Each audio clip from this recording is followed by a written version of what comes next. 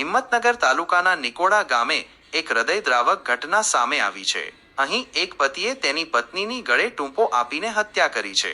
પોલીસના જણાવ્યા અનુસાર દીપસિંહ સરતાનસિંહ પરમાર નામના વ્યક્તિએ તેની 50 વર્ષીય પત્ની લક્ષ્મીબેનની હત્યા કરી છે। પ્રાથમિક તપાસમાં જાણવા મળ્યું છે કે પતિ પત્ની વચ્ચે ઘણા સમયથી ઝઘડા ચાલતા હતા અને આરોપી તેની પત્નીને માનસિક અને શારીરિક ત્રાસ આપતો હતો।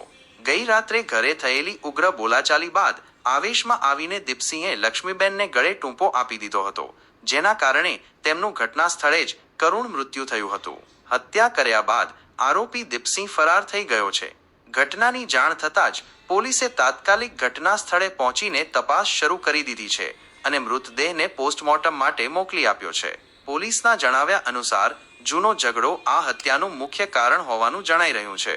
હાલમાં ગાંભોઈ પોલીસ ફરાર આરોપીને પકડવા માટે જુદી જુદી ટીમો બનાવીને તપાસ કરી રહી છે।